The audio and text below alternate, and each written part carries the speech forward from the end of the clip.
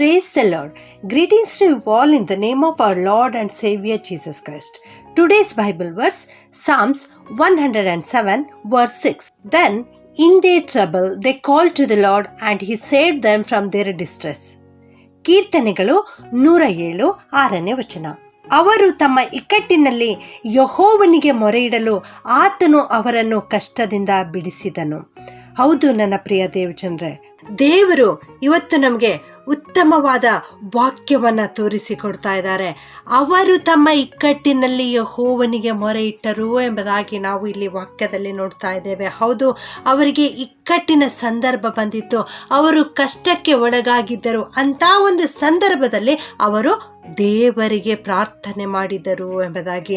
ಆ ಪ್ರಾರ್ಥನೆ ಮಾಡಿದಾಗ ದೇವರು ಅವರ ಪ್ರಾರ್ಥನೆಯನ್ನು ಕೇಳಿಸಿಕೊಂಡು ಅವರನ್ನು ಅವರ ಕಷ್ಟದಿಂದ ಬಿಡಿಸಿದನು ಎಂಬುದಾಗಿ. ಪ್ರಿಯರೇ, ಅವರಿಗೆ ಯಾವ ಕಷ್ಟ ಒದಗಿತ್ತು ಅದನ್ನು ನಾವು 4ನೇ ವಚನದಲ್ಲಿ ಮತ್ತು 5ನೇ ವಚನದಲ್ಲಿ ನಾವು ನೋಡುತ್ತೇವೆ. ಅವರು ಅರಣ್ಯದಲ್ಲಿಯೂ ಮರಳು ಕಾಡಿನಲ್ಲಿಯೂ ದಾರಿ ತಪ್ಪಿ ಅಲೆಯುವವರಾಗಿ ಎಂಬುದಾಗಿ ನೋಡ್ತೇವೆ. ಹೌದು, ಅವರು ಮಾರ್ಗವನ್ನು ತಪ್ಪಿದವರಾಗಿದ್ದರು. ಯಾವ ಮಾರ್ಗ ಎಲ್ಲಿಗೆ ಹೋಗಬೇಕು ತಿಳಿಯದವರಾಗಿದ್ದರು. ಅಂಥ ಒಂದು ಸಂದರ್ಭದಲ್ಲಿ ಅವರು ದೇವರಿಗೆ ಮೊರೆ ಇಟ್ಟರು.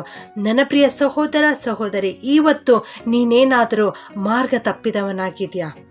ಏನು ಮಾಡಬೇಕು ತಿಳಿಯುತ್ತಾ ಇಲ್ಲವಾ?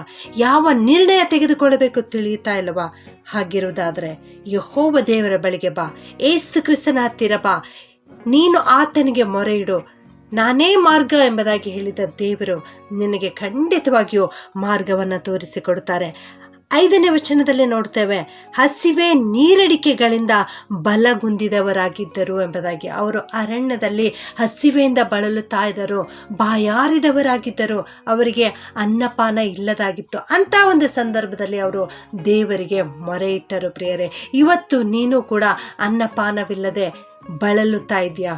ಅನ್ನ ವಸ್ತ್ರ ಇಲ್ಲದೆ ಬಳಲುತ್ತಾ ಇದೆಯಾ? ಇಕ್ಕಟ್ಟಿಗೆ ಸಿಲುಕಿಕೊಂಡಿದೆಯಾ? ಹಾಗಿರುವುದಾದರೆ ದೇವರ ಬಳಿ ಬಾ, ಪ್ರಾರ್ಥನೆ ಮಾಡು. ನಿನಗೆ ಆತ್ಮೀಕ ದಾಹ ಇರಬೇಕು. ಮೊದಲು ದೇವರ ರಾಜ್ಯಕ್ಕಾಗಿಯೂ ನೀತಿಗಾಗಿಯೂ ತವಕ ಪಡಿರಿ ಎಂಬುದಾಗಿ ದೇವರ ವಾಕ್ಯ ನಮಗೆ ತಿಳಿಸಿಕೊಡುತ್ತದೆ.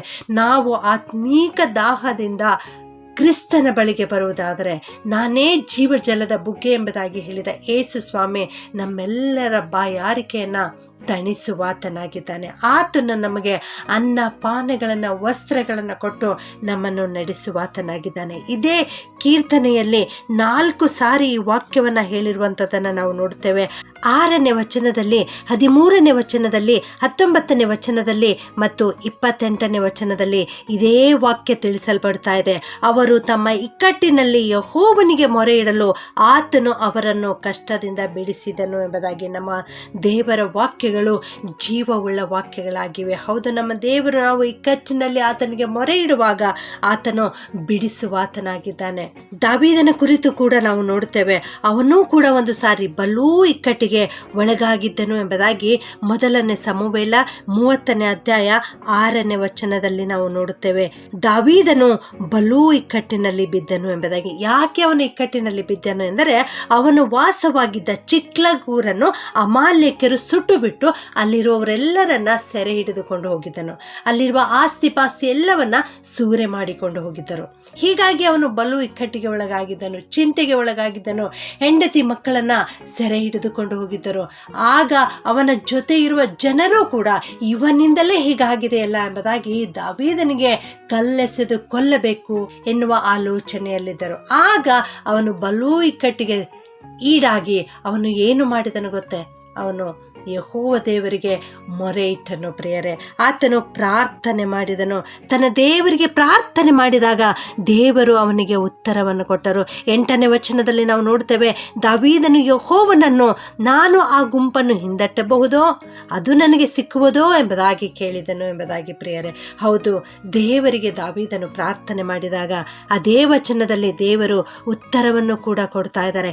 ಹಿಂದಟ್ಟು, ಅದು ನಿನಗೆ ಸಿಕ್ಕುವುದು ಎಂಬುದಾಗಿ. ಎಲ್ಲರ ಕಷ್ಟಗಳನ್ನು ನೀನು ಬಿಡಿಸಿಕೊಂಡು ಬರುವೆ ಎಂಬುದಾಗಿ ದೇವರಿಂದ ಉತ್ತರ ಬಂತು ಪ್ರಿಯರೇ. ಹೌದು, ನಮ್ಮ ದೇವರು ಪ್ರಾರ್ಥನೆಯನ್ನು ಕೇಳಿಸಿಕೊಂಡು ಸದುತ್ತರವನ್ನು ಕೊಡುವಂಥ ದೇವರು. ಇಂದು ನೀನು ಇಕ್ಕಟ್ಟಿನಲ್ಲಿರುವುದಾದರೆ ದೇವರಿಗೆ ಮೊರೆ ಇಡು. ಅಲ್ಲಿ ಇಲ್ಲಿ ಎಲ್ಲೂ ಹೋಗಬೇಡ. ನಿನ್ನ ಹತ್ತಿರದವರ ಹತ್ತಿರ, ನಿನ್ನ ಬಂಧು ಬಳಗದವರ ಹತ್ತಿರ, ನಿನ್ನ ನೆರೆಹೊರೆಯವರ ಹತ್ತಿರ, ನಿನ್ನ ಸಹೋದರ ಸಹೋದರಿಯರ ಹತ್ತಿರ ಎಲ್ಲೂ ಹೋಗಬೇಡ. ಆದರೆ ನೀನಿರುವ ಸ್ಥಳದಲ್ಲಿಯೇ ಒಂದು ಸಾರಿ ನಿನ್ನ ಕಣ್ಣುಗಳನ್ನು ಆಕಾಶದ ಕಡೆಗೆ ದೃಷ್ಟಿಸಿ ಯೆಹೋವ ದೇವರಿಗೆ, ಯೇಸು ಕ್ರಿಸ್ತನಿಗೆ ನೀನು ಪ್ರಾರ್ಥನೆ ಮಾಡು. ಖಂಡಿತವಾಗಿಯೂ ಇದೇ ದಿನದಲ್ಲಿ ದೇವರಿಂದ ನಿನಗೆ ಉತ್ತರ ಬರುತ್ತದೆ. ನೀನು ಎಲ್ಲ ಇಕ್ಕಟ್ಟಿನಿಂದ ಪಾರಾಗುತ್ತೆ. ಪ್ರಾರ್ಥನೆ ಮಾಡಿಕೊಳ್ಳೋಣ. ಭೂಪರಲೋಕವನ್ನು ಉಂಟು ಮಾಡಿರುವಂಥ ನಮ್ಮ ಜೀವವುಳ್ಳ ಸರ್ವಶಕ್ತನಾದ ದೇವರೇ, ನಿನಗೆ ಸ್ತುತಿ ಸ್ತೋತ್ರವನ್ನು ಸಲ್ಲಿಸ್ತೇವಪ್ಪ. ಇಂದು ನೀವು ಕೊಟ್ಟಿರೋ ವಾಕ್ಯಕ್ಕೋಸ್ಕರ ಸ್ತೋತ್ರಪ್ಪ. ಅವರು ತಮ್ಮ ಇಕ್ಕಟ್ಟಿನಲ್ಲಿ ಯೆಹೋವನಿಗೆ ಮೊರೆ ಇಡಲು ಆತನು ಅವರನ್ನು ಕಷ್ಟದಿಂದ ಬಿಡಿಸಿದನು ಎನ್ನುವ ವಾಕ್ಯವನ್ನು ಇವತ್ತು ನಮಗೆ ಕಲಿಸಿಕೊಟ್ಟಿದ್ದೀರಿ ದೇವರೇ, ನಿಮಗೆ ಸ್ತೋತ್ರಪ್ಪ. ಈ ವಾಕ್ಯ ಕೇಳಿಸಿಕೊಳ್ಳುತ್ತಿರುವ ಎಲ್ಲರನ್ನೂ ಆಶೀರ್ವದಿಸು ತಂದೆಯೇ. ಇವರಲ್ಲಿ ಅನೇಕರು ಸ್ವಾಮಿ ಇಕ್ಕಟ್ಟಿಗೆ ಒಳಗಾಗಿದ್ದಾರೆ, ಸಂಕಷ್ಟಕ್ಕೆ ಒಳಗಾಗಿದ್ದಾರೆ. ಮುಂದೆ ಯಾವ ದಾರಿ ಗೊತ್ತಾಗ್ತಾ ಇಲ್ಲ ದೇವ. ಹಸಿವೆ ಬಾಯಾರಿಕೆಯಿಂದ ಬಳಲುತ್ತಾ ಇದ್ದಾರೆ ತಂದೆಯೇ. ಅವರನ್ನು ನೋಡು ಸ್ವಾಮಿ, ಕನಿಕರಿಸು ಕರ್ತನೆ. ಅವರಿಗಾಗಿ ಇವತ್ತು ನಿನ್ನ ಪಾದದಲ್ಲಿ ಬಂದು ಮೊರೆ ಇಡ್ತೇವೆ ಸ್ವಾಮಿ. ಕನಿಕರಿಸು, ಕನಿಕರವುಳ್ಳ ದೇವರೇ. ಒಂದು ಸಾರಿ ನಿನ್ನ ಕನಿಕರ ಭಾವವನ್ನು ಇವರ ಕಡೆಗೆ ತಿರುಗಿಸಿ ಇವರನ್ನು ದೃಷ್ಟಿಸಿ ಇವರನ್ನು ಈ ಕಷ್ಟದಿಂದ ಬಿಡುಗಡೆಗೊಳಿಸಬೇಕಾಗಿ ಯೇಸುವಿನ ನಾಮದಲ್ಲಿ ಪ್ರಾರ್ಥಿಸಿ ಬೇಡುತ್ತೇನೆ ತಂದೆಯೇ. ಆಮೆನ್.